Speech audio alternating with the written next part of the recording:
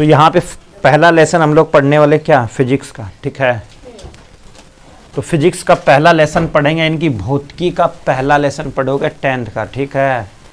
प्रकाश सबसे main point है जो तुम फिजिक्स में पढ़ोगे, इसमें प्रकाश ही मेन है, और प्रकाश चैप्टर ही तुम्हारा 2 या 3 चैप्टर यही चलेगा। तो अभी प्रकाश का हम पढ़ेंगे परावर्तन, आज सिर्फ परावर्तन पढ़ेंगे। इस चैप्टर में परावर्तन तथा अपवर्तन पढ़ेंगे।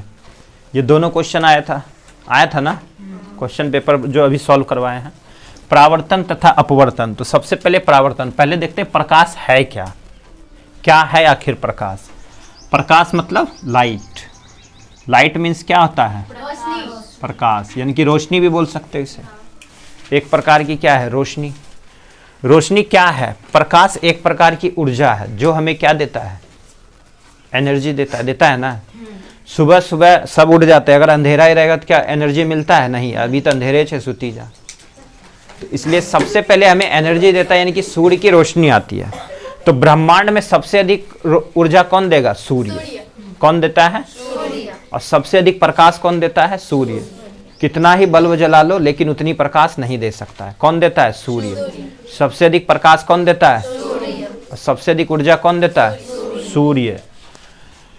तो एक प्रकार की ऊर्जा है, समझ आ गया, प्रकाश एक प्रकार की ऊर्जा है, समझ आए क्यों है। आगे, जिसकी सहायता से हम वस्तु को दिखाई देता है। हमने देखा कि सुबह सुबह उठ के देखे अभी अंधेरा है, सो जाओ, मतलब वस्तु हमें दिखाई नहीं दे रहा है। जैसे ही ऊर्जा आई तो हमें वस्तुएं क्या है, दिखाई देने लगा। यानी कि प्रकाश की सहायता से ही हम वस्तुओं को क्या कर सकते हैं, देख सकते हैं। अगर प्रकाश ना हो तो हमें वस्तु दिखाई नहीं देता, लेकिन उल्लू को तो दिखाई देता है।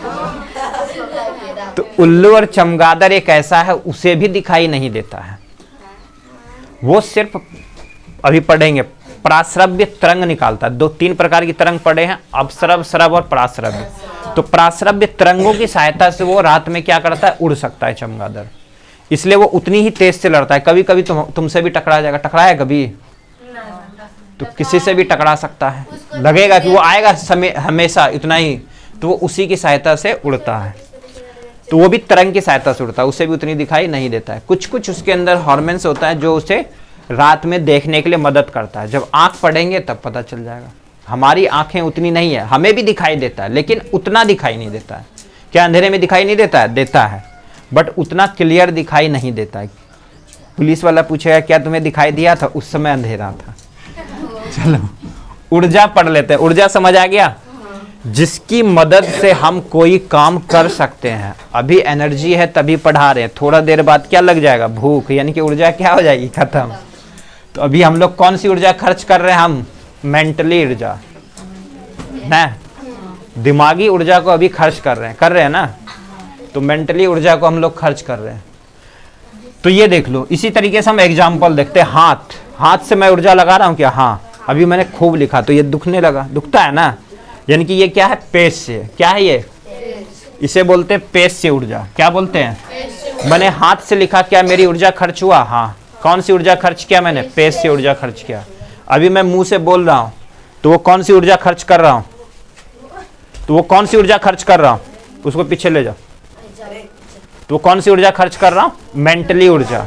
अभी कौन सी ऊर्जा खर्च कर रहा हूँ, मेंटली ऊर्जा, दिमागी ऊर्जा खर्च हो रहा है। अगला, बहते हुए पानी में कोई ऊर्जा है क्या, हाँ, वो भी ऊर्जा खर्च कर रहा है, यानी कि गतिज ऊर्जा। कौन सी ऊर्जा, गतिज मतलब चलना। पानी चल रहा है तो वो भी ऊर्जा खर्च कर रहा है। अभी तुम लोग देख रहे हो तो देखने वाली भी ऊर्जा खर्च हो रहा है। समझ आ गया, यहाँ तक समझ आया, जल्दी बोलो। ऊर्जा क्या है, समझ आ गया। ऊर्जा के बिना कुछ नहीं हो सकता है, नहीं हो सकता है। पेड़ पौधे को भी ऊर्जा चाहिए, तो पेड़ पौधे को सबसे अधिक ऊर्जा कौन देगा, सूर्य। उसी से वो अपना भोजन बनाएगा। जब तक ऊर्जा नहीं मिलेगा वो भोजन ही नहीं बनाएगा। क्या वो रात में भोजन बनाएगा, नहीं बनाएगा, तो दिन में ही बनाता है। ये याद है ना, आएगा ये क्वेश्चन। चलो अब इसमें से देखो, ये समझ आ गया, ये पेश से ऊर्जा है।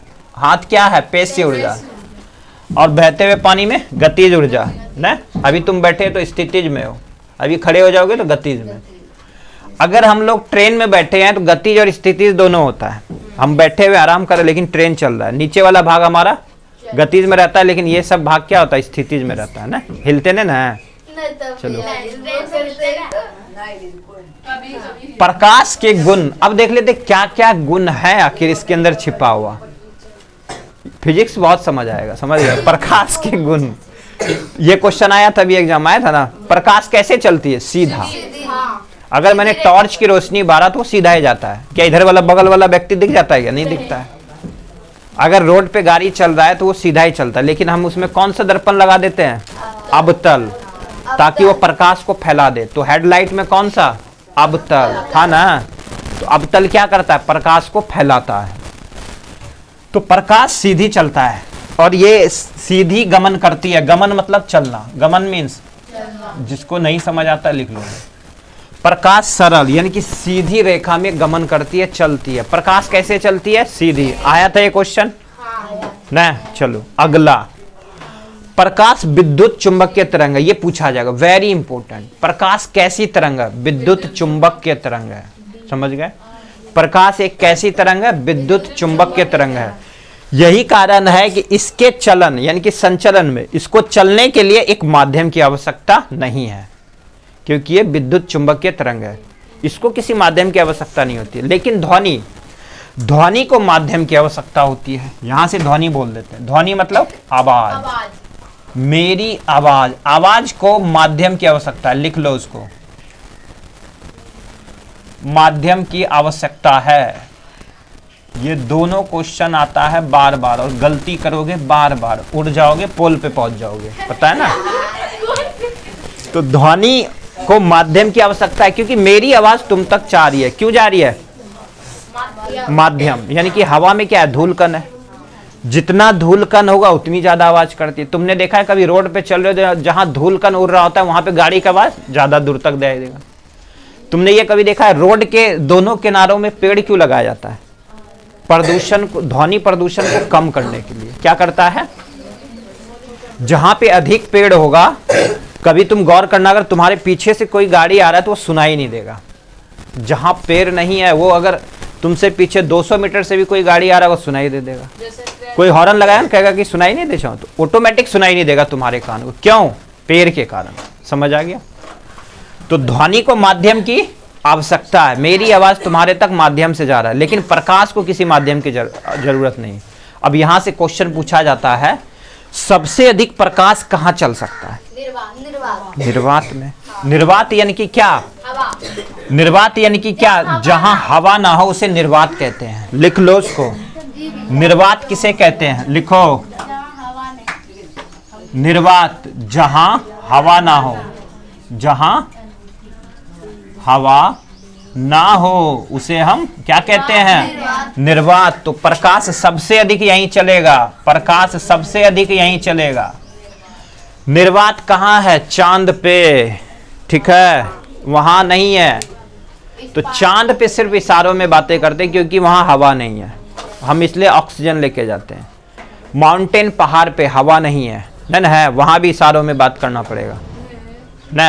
अब चढ़ के देखना नहीं, आवाज बहुत कम, क्योंकि बहुत कम हवा है जो सांस लेने के लायक भी नहीं है। चलो आगे समझ आ गया? ये याद कर लो, पहले बोल रहा हूं, ये आएगा दोनों क्वेश्चन। ध्वनि को माध्यम की जरूरत होती है, लेकिन प्रकाश को माध्यम की जरूरत नहीं होती है। प्रकाश सबसे अधिक कहां चलेगा? निर्वात में। और ध्वनि सबसे अधिक कहां चलेगा? इस्पात में, यानी कि ठोस में। ध्वनि सबसे अधिक कहां चलेगा? ध्वनि सबसे अधिक कहां चलेगा? ठोस में। ठोस सबसे अधिक ठोस क्या? इस्पात। इस्पात किसे कहते हैं? ट्रेन की पटरी। ट्रेन की पटरी किसकी बनी? इस्पात पे। उस पे कभी जंग नहीं लगता, नहीं लगता है। समझ आया? अभी पूछेंगे, डंडा पड़ेगा, सोच लो। आगे चले कि पूछना है फिर से? चलो अगला, प्रकाश। अब देखो, अपारदर्शी किसे कहते हैं? जिसमें से प्रकाश नहीं गुजरता वो अपारदर्शी। जिसमें प्रकाश गुजर जाए उसे पारदर्शी, और जिसमें से थोड़ा थोड़ा गुजरे उसे पाराभासी। और ये एग्जाम में तुम्हारा आने वाला है, होगा ना 6 क्लास का। तो अपारदर्शी वस्तुओं को तीक्ष्ण छाया बनाता है। अगर ये है, ये क्या है? अपारदर्शी वस्तु। इसकी छाया यहां बन रही है, बन रही है। तो प्रकाश अपारदर्शी वस्तुओं की छाया बनाता है। अभी 2 बल्ब है तो इसलिए इसकी छाया कम बन रही। 1 बल्ब होता तो बहुत अधिक छाया बनता। ठीक है, तो अपारदर्शी वस्तु किसे कहते हैं? समझ आ गया? तुम्हारा एग्जाम्पल में आएगा निम्न में से कौन सी अपारदर्शी वस्तु है, छांट लोगे? चांद क्या है बोलो, पारदर्शी है कि अपारदर्शी है? अपारदर्शी। चांद में कोई रोशनी नहीं, चांद किसी और की रोशनी से चमकता है। किसकी रोशनी से? सूर्य की। चांद एक पत्थर है और उसके अंदर दाग है, मतलब बहुत सारे उसके अंदर खाई है, यानी कि बहुत सारे गड्ढे है, वो दिखाई देता है। तो चांद क्या है, लुमिनियस है कि नॉन लुमिनियस, प्रदीप्त है कि अदीप्त है? दीप्त है कि प्रदीप्त है? मतलब क्या बोलते हैं, दीप्त मतलब दिखाई, मतलब रोशनी, यानी कि उसमें कोई रोशनी नहीं है, लुमिनियस नहीं है, ठीक है, नॉन लुमिनियस है वो, याद रहेगा और यही आएगा एग्जाम में। चलो अगला, प्रकाश की चाल सबसे अधिक कहां, अभी बताए थे निर्वात में, कितनी? ये क्वेश्चन आया हुआ है। 3 गुना 10⁸ मीटर, इतना मीटर, यानी कि 3 लाख, 1 सेकंड में 3 लाख। क्या है, क्या बोले, नहीं समझ आ रहा है? 1 सेकंड में 3 लाख। तुमने देखा होगा कभी बारिश के मौसम में पहले बिजली आता है कि पहले ध्वनि आता है? पहले बिजली चमकता है, यानी कि पहले बताओ कि ध्वनि तेज चलता है कि बिजली, रोशनी? तो प्रकाश तेज चलता है, बना लोगे? प्रकाश की चाल अधिक लेकिन ध्वनि की चाल कम, समझ आ गया? जब भी देखा होगा पहले बिजली हमें दिखाई देता है, उसके बाद हम लोग कान बंद करते हैं, भाई अब जो है ना कड़कने वाला है। तो तेज कौन चलेगा, दोनों में युद्ध होगा तो प्रकाश तेज चलता है, इसलिए कितनी है, 3 गुना 10⁸ समझ आ गया? अब ये क्वेश्चन यहां से पूछा गया था, अभी दिखाए थे ना, निर्वात में सबसे अधिक चलेगा कि हवा में चलेगा? तो दोनों में समान चलता है, लेकिन ज्यादा चलता है निर्वात में, कुछ 0.0003 है या 1 ऐसी ही कुछ है। तो लिखना दोनों का आंसर यही है, हवा में भी प्रकाश की चाल यही, निर्वात में भी प्रकाश की चाल यही। अगर दोनों की तुलना, जैसे अब की क्वेश्चन पूछा गया था, बताए थे ना, क्वेश्चन सॉल्व इसलिए करवाए कि बताओ निर्वात में अधिक प्रकाश चलेगा कि हवा में? तो निर्वात में था नहीं है क्वेश्चन। चलो अगला, तो यहां से प्रकाश की चाल देखते, निर्वात में सबसे अधिक, उसके बाद गैस में। गैस क्या है, कहीं भी छोड़ दो वो उड़ जाएगा। गैस को एक चीज में हम रख सकते हैं, कंप्रेस करके उसको रख सकते हैं, बट नहीं। अगला है द्रव, पानी, पानी को भी छोड़ देंगे यहां से वहां बह जाएगा। तो दूसरा कौन सा है, ये आएगा तुमको सजाने के लिए, पूछेगा बताओ निर्वात में सबसे अधिक प्रकाश चलेगा कि गैस में? और मार क्या होगा, गैस, ये सोच लो, निर्वात में चलेगा, गैस में फिर कम, फिर द्रव में, फिर ठोस में। चलो अगला, समुद्र की गहराई में लगभग कितना चल सकता है? समुद्र में क्या है, द्रव है, लेकिन द्रव में भी क्या है, डेंसिटी बहुत अधिक है वहां। समुद्र के पानी में घनत्व बहुत अधिक है, इसलिए हम वहां आसानी से तैर सकते हैं, कोई जहाज नहीं डूबता जल्दी, क्योंकि वहां नमक है, ठीक है।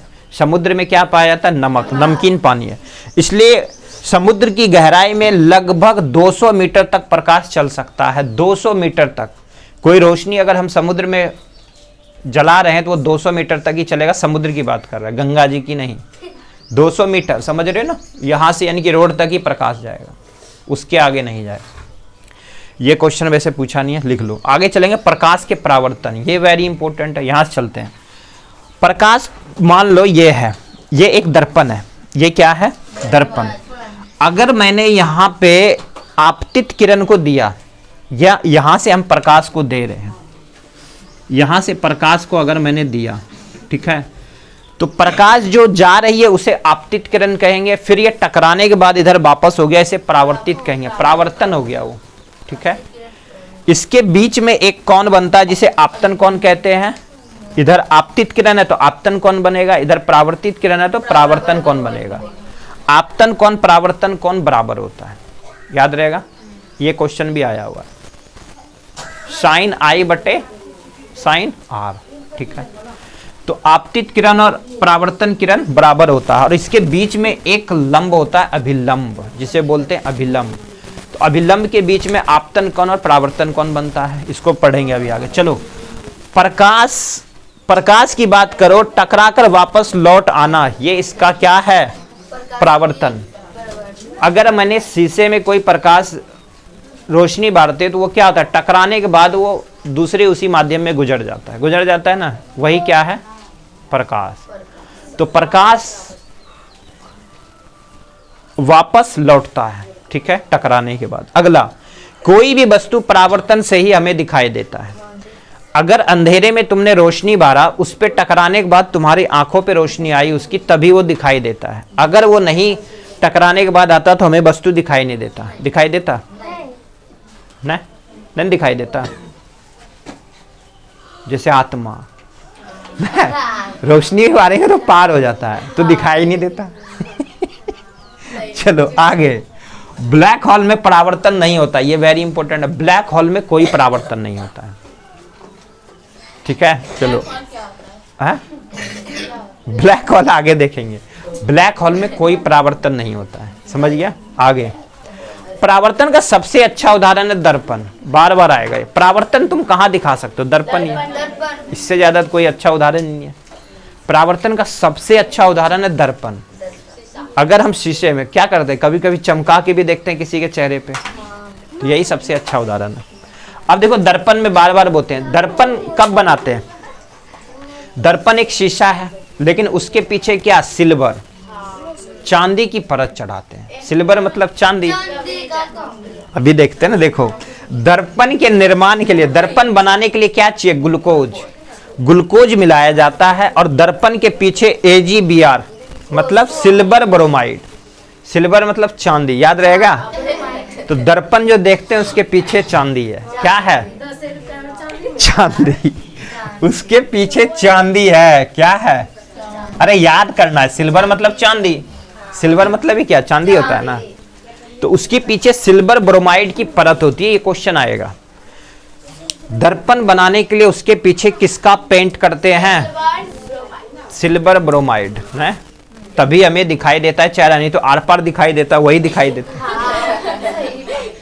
तो घर में किसका प्रयोग करते हैं? दर्पण। कौन सा दर्पण? समतल। कभी कभी अवतल भी क्या करूं। चलो, प्रकाश के परावर्तन, ये चित्र बना के दिखाना। जो क्वेश्चन आएगा तुम्हारा प्रकाश के परावर्तन से आप क्या समझते हैं, पूरा लिखना है यहाँ से, और ये चित्र भी बना के दिखाना है 2 नंबर में, ठीक है। 5 नंबर का आता है तो पूरी कहानी लिखनी है। अभी और आगे कहानी है। आगे ये समझ आ गया। आपतित किरण और परावर्तन किरण के बीच में अभिलंब होता है। चलो, कौन हमेशा अभिलंब से मापते हैं? इस कौन की लंबाई मापेंगे यहाँ, कल इसका क्वेश्चन बना लेंगे। यहां से यहां देखो, ये कितने डिग्री का बनाएगा? 90 डिग्री का। एग्जाम में दिया होगा, बताओ आपतन कोण का मान 45 डिग्री है, तो बताओ कितने डिग्री का कौन बनेगा यहाँ पे? तो 90 में से घटा दोगे 45। 30 दिया होगा तो 90 में से 30 घटा दोगे, दोनों का वही होगा। यहां से यहां तक 90 डिग्री बना रहा है ना समकोण, तो जो दिया उसको घटा दोगे। इजी क्वेश्चन है। अगला, आपतन कोण परावर्तन कोण के बराबर होता है। अभी बताए थे, आपतन कोण जो है परावर्तन कोण के बराबर ही होता है। दोनों का मान वैल्यू सेम होता है हमेशा। आगे, आपतित किरण की बात करें, ये जो है आपतित किरण, आपतित किरण दर्पण के आपतन बिंदु पर अभिलंब, आपतन बिंदु पर अभिलंब तथा परावर्तन किरण सभी एक ही तल पे होते हैं। सभी एक ही तल पे होता है, यही होता है, रह रहा है। तो लिखोगे आपतित किरण जो है, ये जो आपतित किरण है और दर्पण के आपतन बिंदु, ये आपतन बिंदु है। लिख लो यार, ये क्या है?